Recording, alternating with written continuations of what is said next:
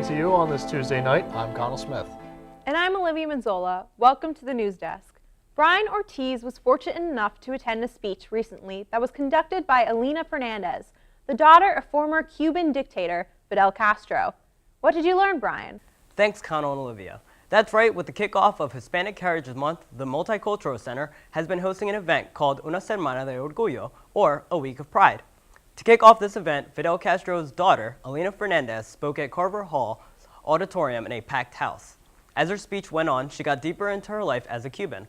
The economy collapsed when Castro took over in 1976. Fernandez said, "There were rations for food and it felt like there was never enough." At age 37 in 1993, she fled Cuba with a wig and a fake name, saying, "In the past 60 years, Cuba has not changed." Her mission is to share her experience and bring light to her family's depressed leadership, stating, "I have always been against what's been going on in there. I want freedom and I fight for it," said Fernandez. In the past few years, Cuba has lifted the ban on cell phones, vehicle import for purchase, and Cubans being allowed to stay in hotels.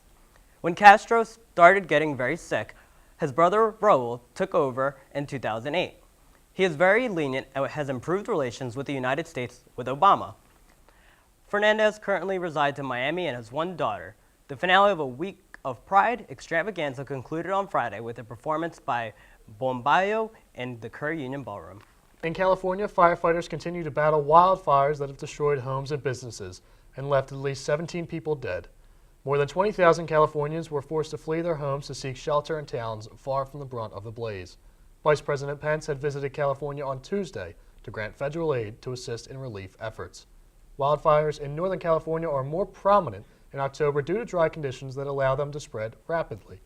Fire and state officials said on Tuesday in Napa Valley more than 27,000 residents are without power and that cell signals are spotty. On Wednesday, October 11th, the Boy Scouts of America announced that young girls are now permitted to join every level of the organization, which includes becoming Cub Scouts and earning the title of Eagle Scout. Chief Executive of the Boy Scouts, Michael Serbaugh, said, "We believe it is critical to evolve how our programs meet the needs of families interested in positive and lifelong experiences for their children. At the moment, the public is unsure of how it feels. While some see the change as positive, most see it as unnecessary." One woman took to Twitter to express her thoughts, writing, "How about this? Just merge Boy Scouts and Girl Scouts. Call it Scouts, and cut these idiotic gender plays off at the knees. Enough." The public's opinion on the matter begs the question, is the decision to allow young girls to join Boy Scouts commendable, or is it tarnishing the history of everything both Boy Scouts and Girl Scouts have come to stand for?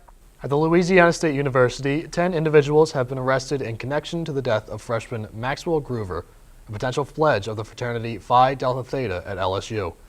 Maxwell was found passed out on a couch at the fraternity, where he was then taken to a hospital in Baton Rouge, where he was pronounced dead.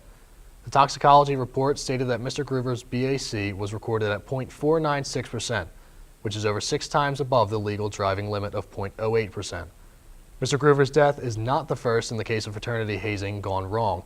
On February 4th of this year, a Penn State student, Timothy Piazza, died during an event hosted by the fraternity he was a potential member at. Universities nationwide are under the microscope, facing pressure to bring hazing under control, and with new students enrolling every year, measures should be taken to condemn such practices of hazing. Hollywood has gone from calm to chaotic over the past week or so, all thanks to one man, Harvey Weinstein. The film executive has been faced with allegations ranging from rape to sexual harassment of many women. Since the story has surfaced, 32 of Weinstein's victims have come forward to speak to the public about their inappropriate encounters with him. Up until this point, Weinstein has denied all allegations. If the allegations are tried in criminal court, Weinstein could be facing up to 25 years in prison. However, cases like these are often hard to win.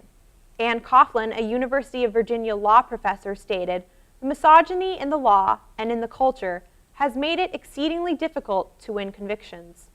Although the battle for justice against Harvey Weinstein continues, many fear that the abuse of power in the world of Hollywood will never end. Fall weather is upon us, and the smell of pumpkin spice lattes are in the air. Danny, what good news do you have for us? Thank you, Olivia. Okay, so who's been tired of the muggy weather we've been having lately? Well, lucky for you, we've got a few good days ahead. Tomorrow and Thursday will be sunny with a high of 68 and a low of around 40 degrees. Friday, we're creeping back into the low 70s with a low of 46. Saturday's headed back up to 75.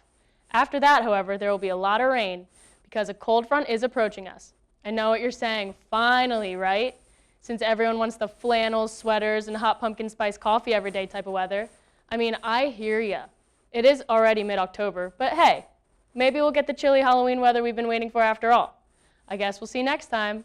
Now over to Mirlie with a segment on breast cancer awareness. October is Breast Cancer Awareness Month, and next week, actor Mario Lopez will be hosting the Ignite the Fight Gala in Chicago, where he will be turning the Chicago River pink for breast cancer awareness.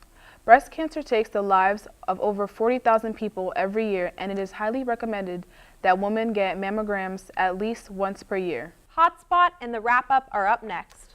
For all of us here at the news desk, Olivia Minzola, Mirlie Larose, Brian Ortiz, I'm Conall Smith.